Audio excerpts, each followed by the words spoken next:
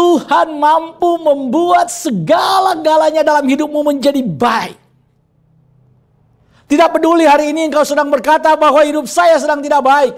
Tuhan mampu membuatnya menjadi baik.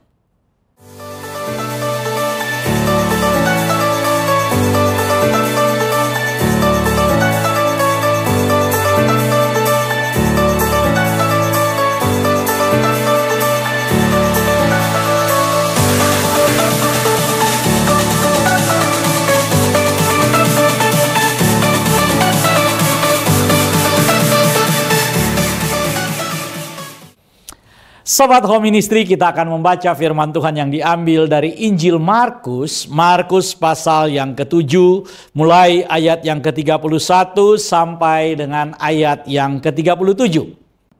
Kemudian Yesus meninggalkan pula daerah Tirus dan dengan melalui Sidon pergi ke Danau Galilea, di tengah-tengah daerah Dekapolis. Di situ orang membawa kepadanya seorang yang tuli dan yang gagap dan memohon kepadanya supaya ia meletakkan tangannya atas orang itu. Dan sesudah Yesus memisahkan dia dari orang banyak sehingga mereka sendirian, ia memasukkan jarinya ke telinga orang itu, lalu ia meludah dan meraba lidah orang itu. Kemudian sambil menengadah ke langit, Yesus menarik nafas dan berkata kepadanya, "Efatah," artinya terbukalah. Maka terbukalah telinga orang itu, dan seketika itu terlepas pulalah pengikat lidahnya. Lalu ia berkata-kata dengan baik. Yesus berpesan kepada orang-orang yang ada di situ supaya jangan menceritakannya kepada siapapun juga. Tetapi makin dilarangnya mereka, makin luas mereka memberitakannya. Mereka takjub dan tercengang dan berkata, "Ia menjadikan segala-galanya baik, yang tuli dijadikannya mendengar, yang bisu dijadikannya berkata-kata." Demikian pembacaan firman Tuhan, dan terpujilah Yesus Kristus Tuhan kita. Sobat Home Ministry yang dikasihi oleh Tuhan Yesus Kristus, hari ini saya akan menyampaikan firman Tuhan, tapi khotbahnya tidak seperti biasa. Kalau biasa kita khotbah pengajaran, dalam kesempatan kali ini kita akan berbicara tentang tema yang mungkin lebih ringan. Karena ada yang memberi masukan kepada saya, katanya, "Pastor Raymond, setiap kali dengar khotbahnya kok berat sekali," katanya. Iya, memang itu ciri khas dari Home Ministry. Jadi tema-tema pengajaran adalah tema-tema yang memang sudah kami siapkan. Tujuannya supaya jemaat Tuhan, khususnya jemaat yang dilayani oleh Home Ministry, itu memiliki iman yang kuat, memiliki pemahaman yang benar, dan bertumbuh di dalam iman. Karena ini adalah hal yang sangat dasar. Kenapa kami menyampaikan tema-tema pengajaran itu? Karena saat ini jemaat dengan begitu mudah bisa mengkonsumsi berbagai macam pengajaran lewat berbagai macam cara. Lewat sosial media, dia bisa lihat lewat YouTube, dia bisa dapatkan lewat kiriman-kiriman, dan berbagai macam akses bisa kemudian diperoleh. Kalau jemaat Home Ministry itu tidak memiliki iman yang kuat, tidak memiliki pemahaman yang benar, kami sebagai hamba-hamba Tuhan di Home Ministry tidak menyampaikan pengajaran sesuai dengan firman Tuhan, maka jemaat akan dengan mudah diombang-ambingkan. Padahal kita tahu bahwa pelayanan Home Ministry ini sebagian besar pelayanannya itu lewat online. Jadi kita kurang waktu untuk tatap muka. Oleh karena itu perlu pengajaran. Hari Minggu itu perlu khotbah dengan tema-tema pengajaran itu. Tapi hari ini saya akan menyampaikan tema yang sedikit berbeda.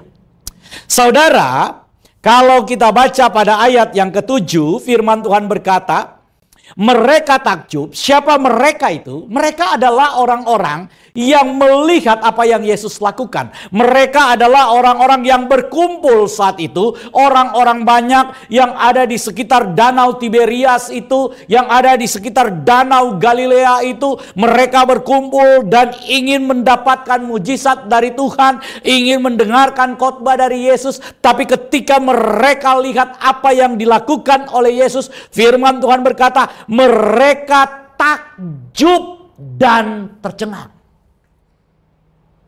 Ketika mereka menyaksikan perbuatan Tuhan, ada sebuah ekspresi yang mereka tunjukkan.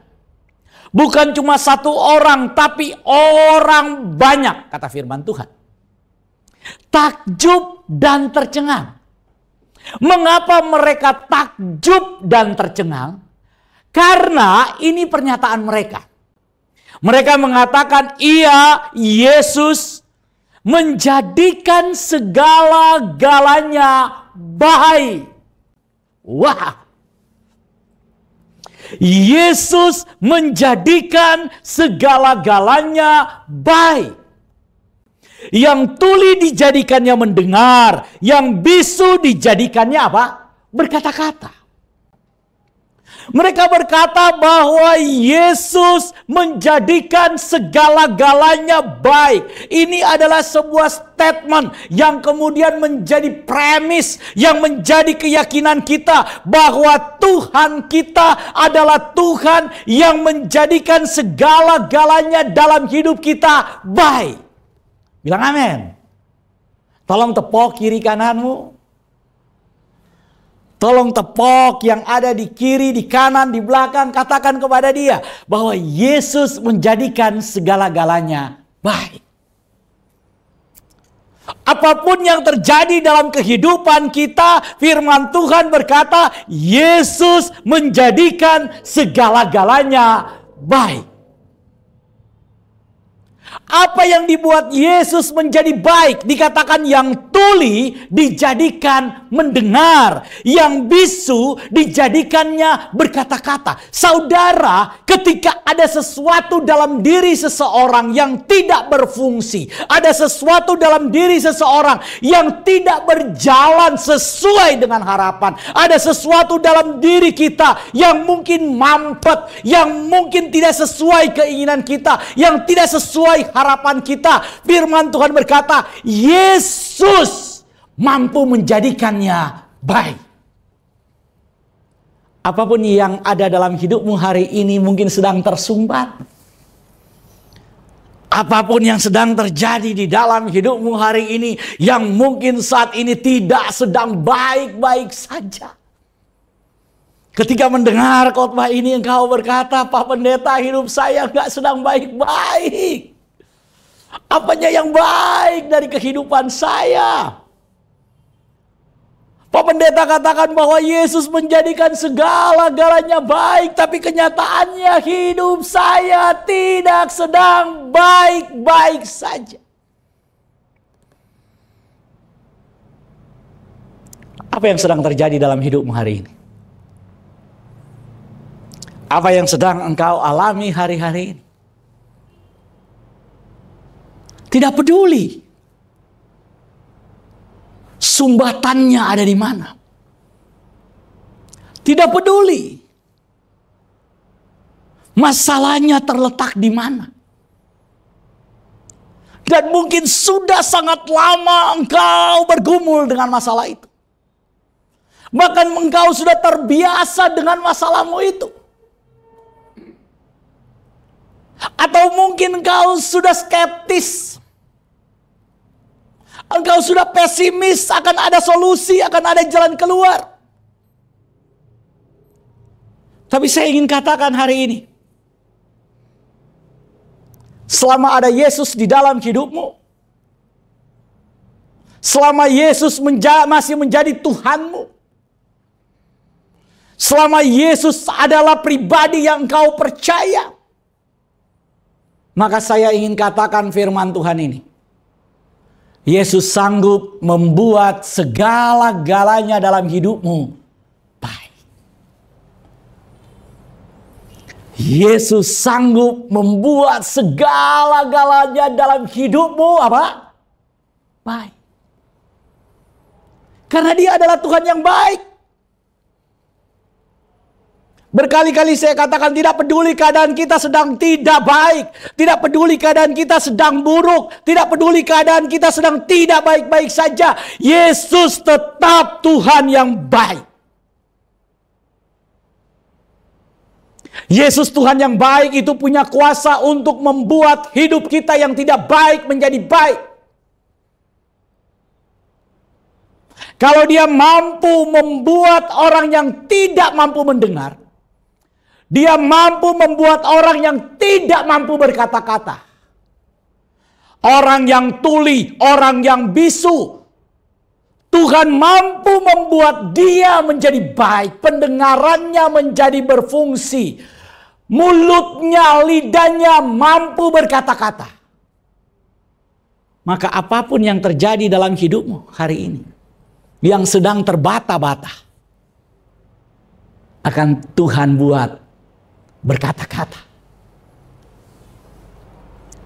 Pada akhirnya engkau akan menyaksikan dan berkata bahwa Yesus Tuhan yang baik.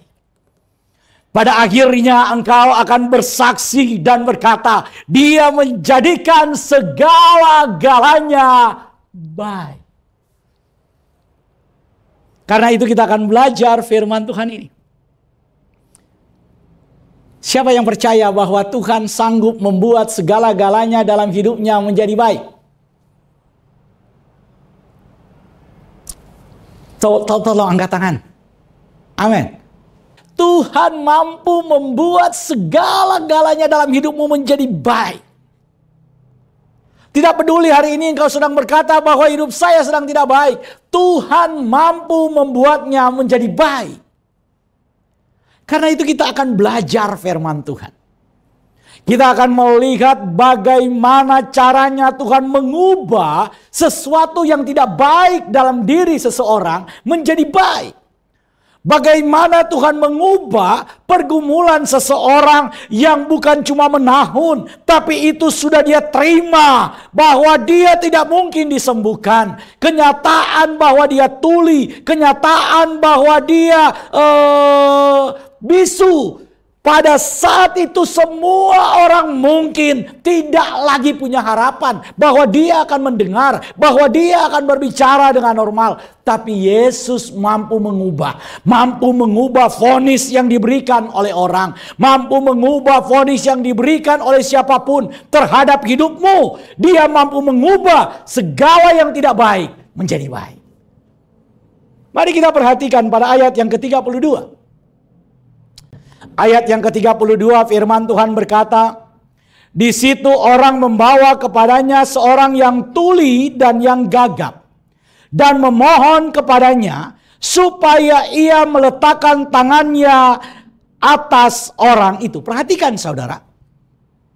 Firman Tuhan ini berkata bahwa di situ orang membawa kepada Yesus. Jadi inisiatif untuk datang kepada Yesus bukan datang dari orang ini. Kalau saudara perhatikan ayat ini. Bukan orang ini yang datang menghampiri Yesus. Bukan orang ini yang datang untuk mencari Yesus. Mungkin orang ini sudah tidak mengharapkan apa-apa lagi. Mungkin orang ini sudah terlalu lama dengan keadaannya. Firman Tuhan tidak menjelaskan apakah dia tuli sejak lahir, bisu sejak lahir, atau ada kecelakaan yang menimpa dia. Tapi biasanya kalau orang tuli, kalau orang bisu, itu memang bawaan sejak lahir. Jadi saudara, kondisi orang ini adalah kondisi yang sudah permanen. Masalah permanen, saudara. Karena itu dia tidak berinisiatif untuk datang kepada Yesus. Dia tidak berinisiatif untuk meminta kesembuhan kepada Yesus. Justru ada orang lain yang datang membawa dia kepada Yesus. Di sini juga tidak dijelaskan latar belakangnya kenapa ada orang yang mau membawa dia kepada Yesus.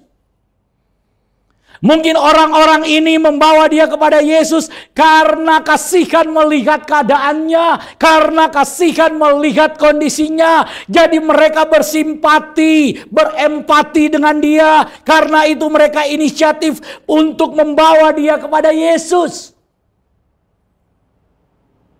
Tapi saudara perhatikan baik-baik. Pada ayat yang ke-33 firman Tuhan berkata, dan sesudah Yesus memisahkan dia dari orang banyak. Perhatikan saudara. Karena yang pertama yang saya ingin sampaikan poin ini.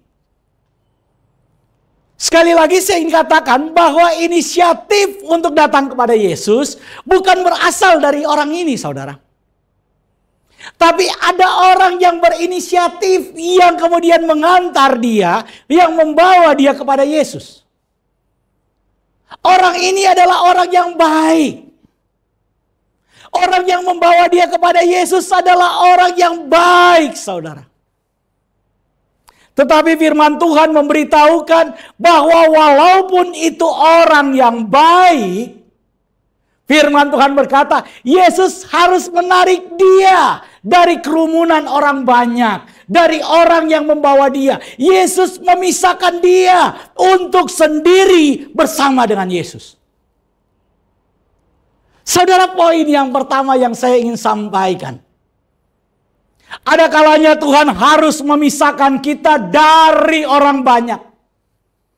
Ada kalanya Tuhan harus memisahkan kita dari orang-orang yang kita andalkan. Ada kalanya Tuhan harus menarik kita dari orang-orang yang kita harapkan.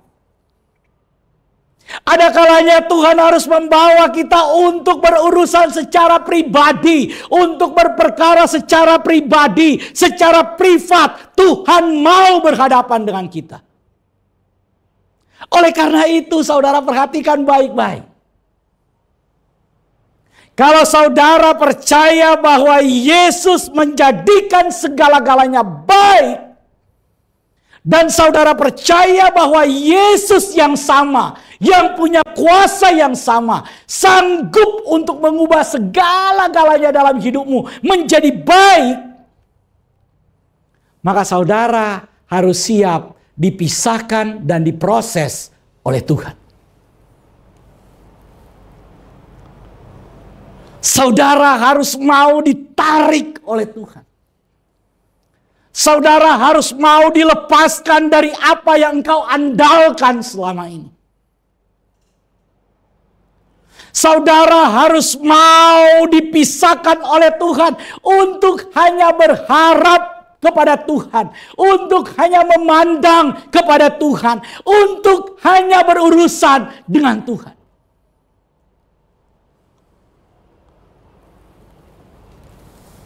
Mungkin banyak orang baik di sekitar saudara. Mungkin banyak orang baik yang kasihan dengan keadaan saudara. Mungkin saat ini saudara duduk diam mendengarkan firman Tuhan ini karena ada orang-orang baik yang mengajak saudara untuk bersekutu, untuk beribadah, untuk berfellowship bersama. Dan saudara mendengarkan firman Tuhan ini. Mungkin ada orang-orang baik yang share link dan saudara bisa menyaksikan apa yang firman Tuhan sampaikan hari ini. Tapi hari ini kita belajar. Firman Tuhan mengajarkan kita. Kalau saudara ingin kalau saudara ingin melihat Tuhan membuat segala-galanya menjadi baik di dalam hidupmu. Maka saudara harus rela untuk dipisahkan. Saudara harus siap untuk diproses oleh Tuhan.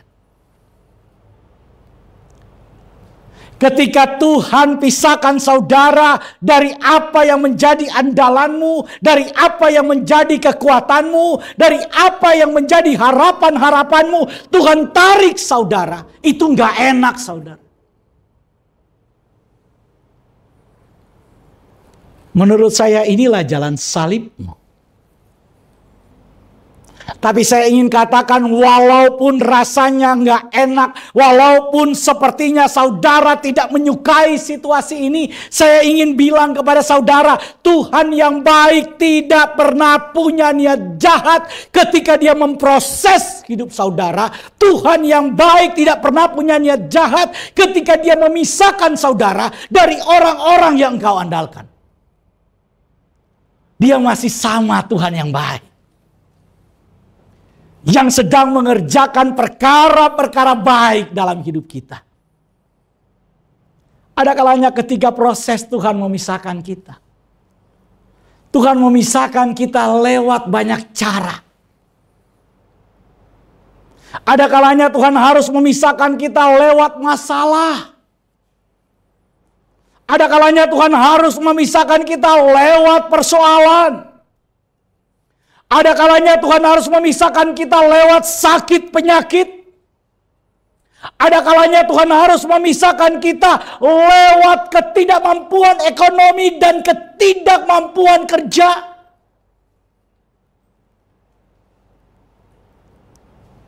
Banyak hal. Banyak cara.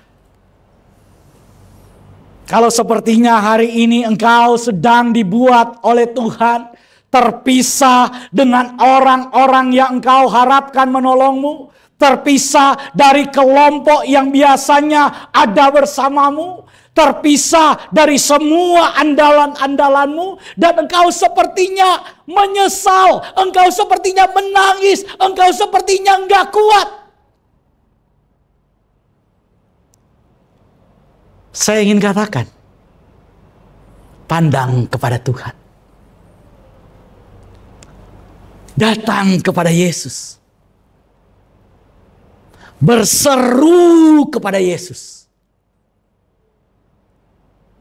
Percaya. Apa yang Tuhan izinkan terjadi dalam hidup kita, untuk memproses hidup kita, itu Dia lakukan dengan niat yang baik, untuk menjadikan hidup kita apa? Baik. Ketika Tuhan harus memisahkan kita, ketika Tuhan harus memisahkan saudara, ketika Tuhan harus mengambil apa yang kau andalkan, Tuhan harus melucuti apa yang kemudian menjadi kebanggaanmu. Dan saat ini engkau ada dalam kondisi yang kau katakan, aku tidak sedang baik-baik saja Pak Pendeta. Aku sedang tidak baik-baik saja Pastor. Maka saya ingin katakan, itu artinya Tuhan sedang berperkara denganmu. Dan niat Tuhan pasti baik. Jangan punya prasangka buruk kepada Tuhan. Jangan pernah berpikir kenapa Tuhan tidak menjawab doa saya. Kenapa Tuhan justru mendengar doa orang itu. Kenapa Tuhan tidak mendengar apa yang saya minta. Saudara Asaf, dalam Mazmur pasal 37 pernah berkata, bahwa dia iri melihat orang-orang fasik. Umur mereka panjang. Hidup mereka makmur. Mereka gemuk-gemuk katanya. Dan dia katakan, aku hampir tergelincir karena itu. Tapi ketika aku masuk ke dalam rumah Tuhan. Ketika aku masuk ke dalam rumah Tuhan. Ini penting saudara. Ketika saudara sedang diproses oleh Tuhan, Tujuan Tuhan melakukan itu supaya hidup saudara diubah menjadi lebih baik. Karena itu ketika dia tarik saudara dari orang-orang yang kau andalkan, ketika dia tarik saudara dari apa yang kau banggakan, ketika dia tarik saudara menjadi sendiri. Ingat baik firman Tuhan ini. Dia nggak punya rencana jahat. Tuhan tidak punya niat jahat. Tuhan selalu punya rencana yang baik. Engkau harus makin dekat dengan Tuhan. Ketika aku masuk ke dalam rumah Tuhan, kata Asaf, baru dia mengerti. Dia mengerti rencana Tuhan. Dia mengerti jalan Tuhan. Dia mengerti apa yang Tuhan ingin lakukan dalam hidupnya. Saudara jangan terlalu sibuk memperhatikan hidup orang lain. Ada kalanya kita terlalu iri dengan hidup orang lain. Ada kalanya kita terlalu khawatir.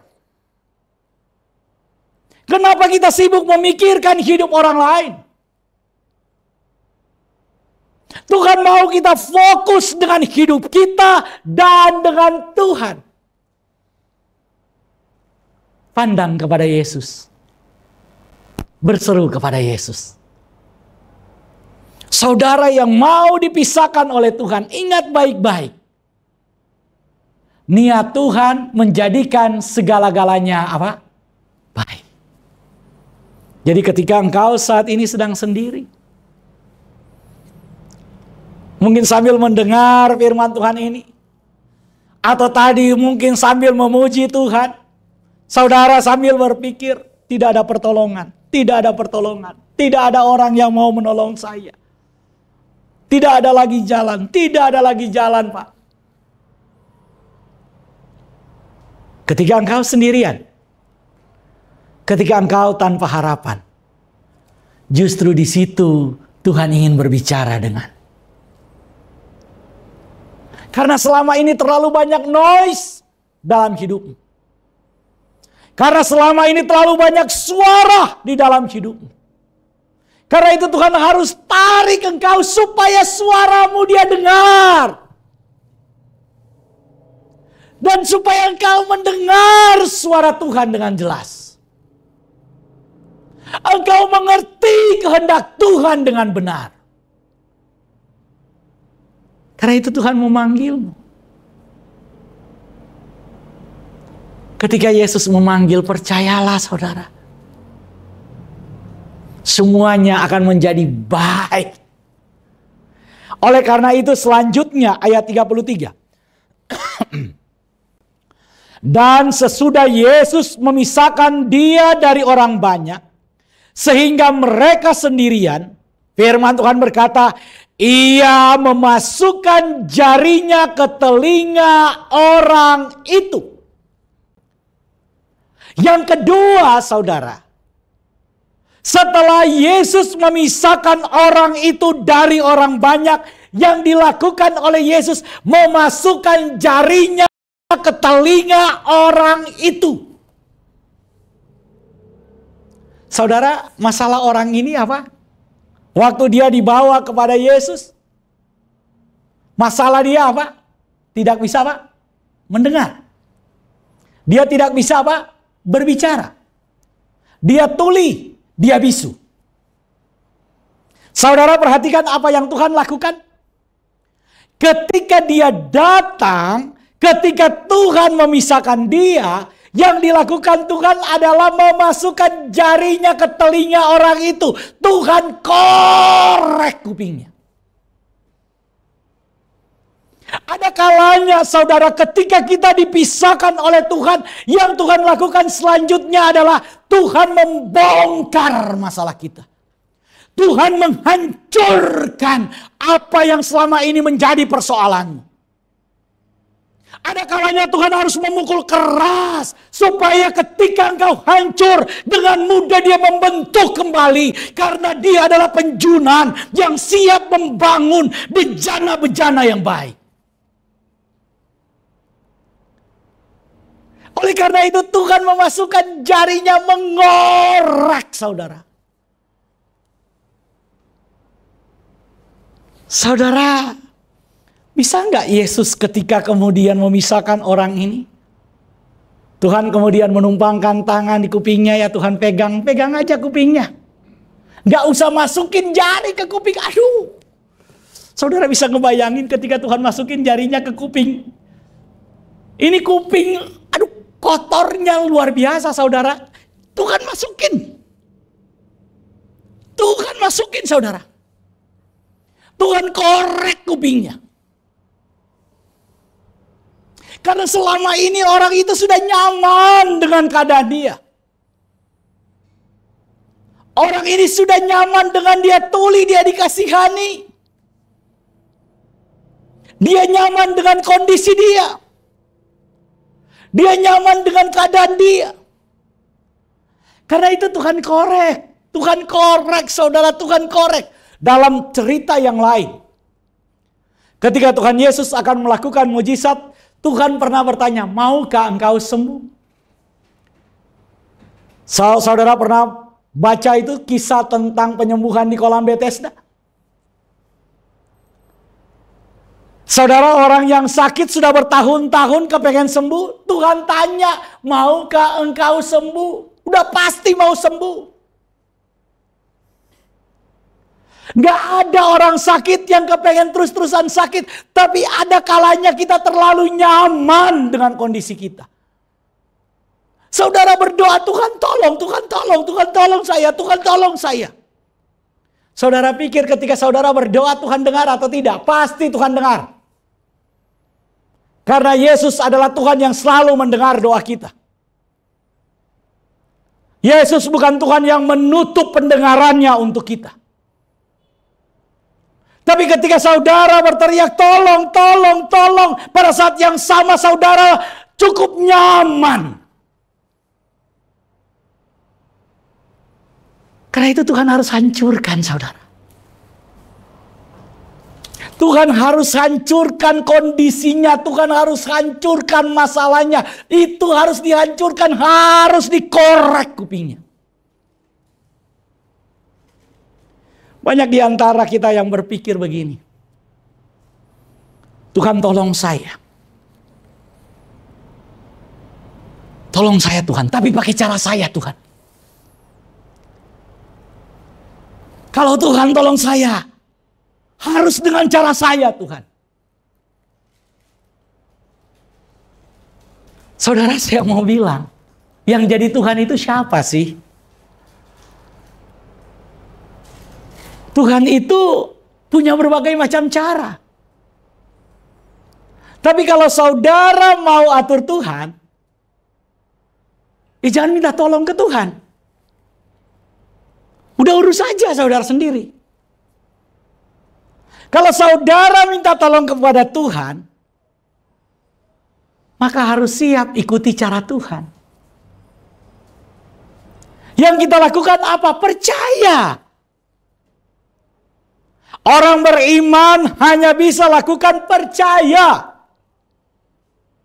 Percaya penuh kepada Tuhan. Saudara, kalau kita bicara tentang iman, kita bukan cuma bicara secara percaya, secara pasif. Tapi percaya harus menghasilkan buah iman. Buah iman itu adalah tindakan iman. Buah iman itu adalah perbuatan iman. Jadi kalau saudara percaya, saudara beriman, tanda bahwa saudara betul-betul percaya kepada Tuhan, harus ada perbuatan-perbuatan imannya. Harus ada langkah-langkah imannya. Harus ada tindakan-tindakan imannya. Jadi ketika saudara sedang dalam kondisi yang tidak baik, saudara minta tolong kepada Tuhan. Saudara percaya kepada Tuhan. Ingat baik-baik bahwa Tuhan bersegera menolong kita. Bahwa Tuhan bertindak turun tangan buat saudara dan saya. Tapi saudara juga harus paham bahwa Tuhan punya cara. Ada caranya Tuhan. Dalam cerita ini kita melihat bagaimana Yesus melakukan, yaitu apa? Yesus mengorek kupingnya, memasukkan jarinya ke telinga orang itu untuk apa, saudara? Untuk dikorek.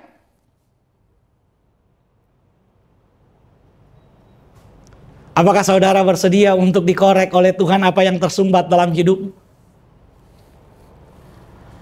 Apakah saudara bersedia dibongkar oleh Tuhan? Tuhan tidak akan pernah mempermalukan kita, percaya. Karena itu harus dipisahkan supaya berdua. Ketika Tuhan memisahkan saudara-saudara harus bersedia dibongkar oleh Tuhan. Jangan tutupi apapun dari Tuhan. Buka semuanya kepada Tuhan. Serahkan semuanya kepada Tuhan. Biar Tuhan yang bekerja. Biar Tuhan yang bertindak. Biar Tuhan yang menunjukkan kuasanya. Mari percaya kepada Tuhan. Mari belajar percaya, saudara. Ketika Tuhan mulai bongkar, mari katakan, Tuhan, lakukan apa yang terbaik bagimu. Suka-sukamu Tuhan, suka-sukamu Tuhan. Lakukan yang terbaik Tuhan Yesus. Angkat tanganmu dan katakan, lakukan yang terbaik Tuhan.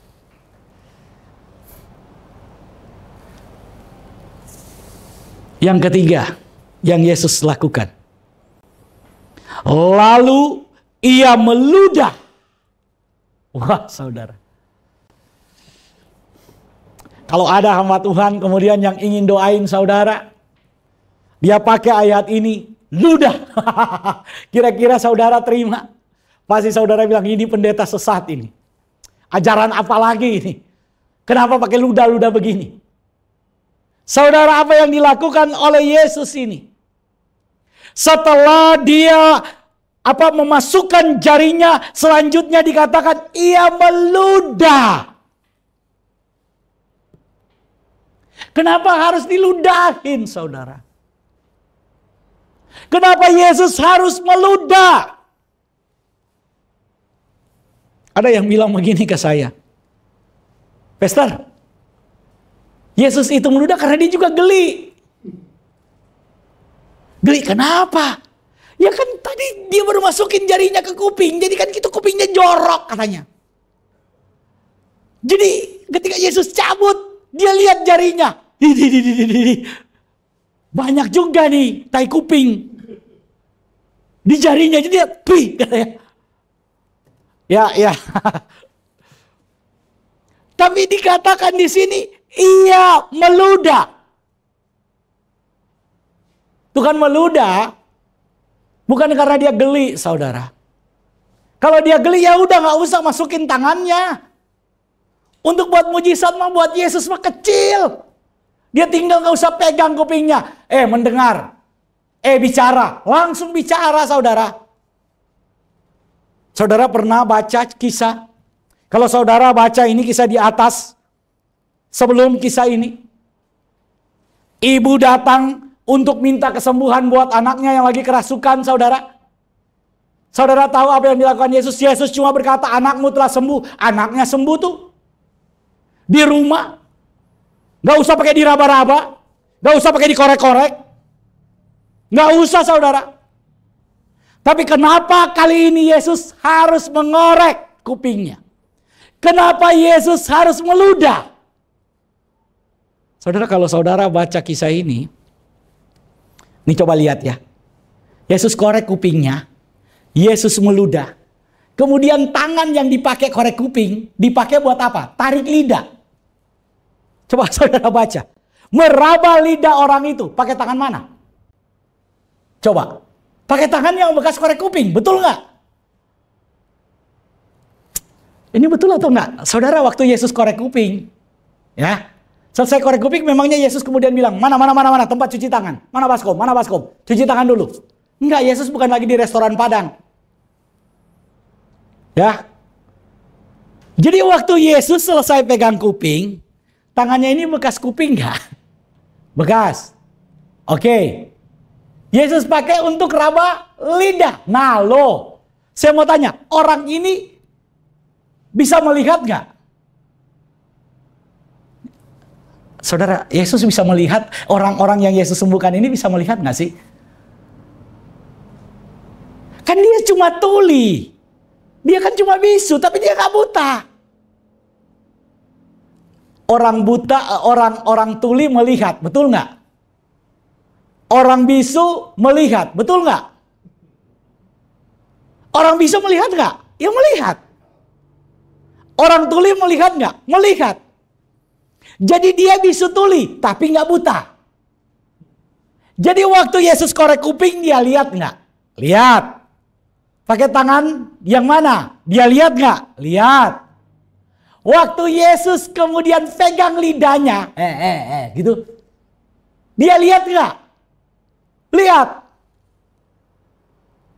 Terus dia geli nggak? Kalau saudara gimana? Kalau nanti misalnya kita ada acara offline, ya kemudian didoakan, saya kemudian doakan saudara, saya pegang kuping saudara, saya korek-korek kupingnya, selesai itu saya bilang, buka mulutnya, keluarin lidahnya, saya tarik lidah saudara, mau nggak? Tapi perhatikan, yang ingin saya sampaikan di sini, apa yang dilakukan oleh Yesus, itu di luar pemikiran banyak orang. Apa yang dilakukan oleh Yesus, di luar yang dilakukan cara-cara pemimpin-pemimpin Yahudi pada saat itu dalam melakukan ritual kesembuhan. Yesus melakukan hal yang berbeda. Kenapa? Karena dia Tuhan. Ketika Yesus meludah, dia bukan ingin mempermalukan atau menghina orang ini. Saudara, ada kalanya kita berpikir bahwa Tuhan punya niat jahat terhadap kita. Tuhan sedang merencanakan yang tidak baik buat kita. Saya ingin bilang, Tuhan selalu punya rencana yang baik. Walaupun apa yang dia lakukan, mungkin kau rasa terlalu ekstrim. Mungkin kau rasa, waduh Tuhan terlalu keras. Mungkin kau rasa, aduh ini gak biasa. Tapi saya mau bilang, Tuhan sedang melakukan yang baik. Oleh karena itu saudara, ketika Yesus meludah, Yesus bukan ingin mempermalukan orang ini. Yesus bukan geli dengan orang ini. Yesus bukan sedang menghina orang ini. Yesus tidak pernah punya pikiran yang tidak baik terhadap orang-orang yang dia kasihi. Yesus tidak pernah punya niat jahat terhadap anak-anaknya. Saudara,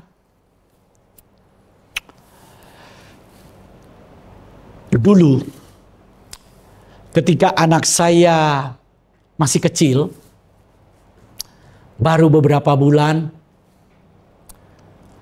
dia kemudian pilek. Saudara, ketika pilek, dia susah bernafas. Saudara tahu apa yang saya lakukan? Saya kemudian hisap ingusnya dari hidungnya. Kenapa saya lakukan itu, saudara? Karena dia anak saya. Apakah saya geli dengan dia? Tidak. Ketika mungkin saya hisap dia nggak nyaman. Ketika saya lakukan itu dia nangis. Ketika saya lakukan itu dia berontak. Tapi saya tidak pernah punya niat jahat terhadap anak saya. Karena dia anak saya. Tujuan saya supaya dia baik. Tujuan saya supaya dia tidak kesumbat hidungnya. Itulah yang saya lakukan. Saya yakin sebagai orang tua saudara pernah melakukan hal-hal seperti itu untuk anakmu. Mungkin bukan ketika anakmu bilang, tapi kalau saudara pernah lakukan itu, saya percaya saudara nggak pernah geli. Betul? Tapi coba anak orang. Coba anak orang. Ya, di sini banyak, ada Pastor Doni, punya 3 anak. Saya yakin waktu anaknya masih kecil-kecil, pernah juga mengalami masalah-masalah seperti ini. Dan Pastor Doni tidak pernah merasa geli, merasa jijik ketika harus mengurus anak-anaknya. Siapa yang percaya bahwa kita adalah anak-anak Tuhan Yesus? Tolong angkat tangan. Amin. Saudara percaya bahwa saudara anak Tuhan Yesus? Amin. Saudara percaya saudara anak Tuhan Yesus? Amin. Tuhan gak pernah geli. Tuhan gak pernah jijik. Tuhan gak pernah malu dengan saudara. Karena kita adalah anak. Oleh karena itu saudara, ketika Tuhan meraba lidah orang itu, ketika Tuhan meludah, dia bukan sedang mempermalukan orang itu, tapi ada tindakan yang dilakukan oleh Tuhan itu. Tujuannya apa? Supaya terjadi kesembuhan, supaya ada intervensi Tuhan, ada tindakan Tuhan. Tuhan bertindak dengan caranya Tuhan. Oleh karena itu pada ayat 34 perhatikan, kemudian sambil menengadah ke langit, Yesus menarik nafas dan berkata kepada siapa saudara? Berkata kepada siapa saudara? Oh, Tuhan, firman Tuhan katakan, Yesus sambil memegang lidah orang itu, benar ya? Yesus kemudian menengadah ke langit sambil berkata kepada siapa? Dia nggak berkata ke atas saudara. Tapi firman Tuhan berkata, dia berkata kepadanya. Kepadanya. Bukan kepada orang banyak. Tapi kepadanya. Efata artinya apa? Terbukalah. Ada waktunya Tuhan kemudian berkata kepada kita, Efata terbukalah. Maka terbukalah pintu-pintu berkat itu buatmu. Terbukalah pintu-pintu mujizat itu buatmu. Terbukalah hal-hal yang mustahil itu buatmu. Terbukalah jalan-jalan dari Tuhan itu untuk hidupmu. Maukah engkau diproses oleh Tuhan? Maukah engkau dipegang masalahnya oleh Tuhan? Maukah engkau ditarik masalahnya oleh Tuhan? Ketika Tuhan lakukan itu, dia akan berkata pada akhirnya, Efata, terbukalah. Terbukalah pendengaranmu. Terbukalah lidahmu. Terbukalah masalahmu. Terbukalah pintu-pintu berkat buatmu. Terbukalah jalan-jalan Tuhan untukmu. Terbukalah. Efata. Katakan kiri kananmu. Terbukalah berkat-berkatmu. Katakan. Terbukalah apa? Berkat-berkatmu. Terbukalah pintu mujizat buatmu. Amin. Amin saudara. Setelah melihat semua itu ayat 35. Maka terbukalah telinga orang itu dan seketika itu pula terlepas pulalah pengikat lidahnya, lalu ia berkata-kata dengan apa? Baik. Maka terbukalah telinga orang itu dan seketika. Gak tunggu lama kalau Tuhan bertindak, ketika Tuhan sudah berfirman, terbuka, gak ada delay. Gak ada delay saudara. Waktu saudara dengar siaran ini, saudara mungkin ada waktu delay. Ada waktu delay saudara. Tapi ini nggak ada delay. Ketika Tuhan berfirman terbuka, nggak ada delay, nggak ada jarak, nggak ada waktu tunggu, nggak ada waktu tunda. Terjadi. Percaya. Ketika Tuhan sudah berfirman terbuka, maka apa? Terbuka. Ada waktunya Yesus berfirman buat saudara dan saya. Terbukalah. Maka seketika itu juga terbuka. Apapun yang terjadi dalam hidup kita,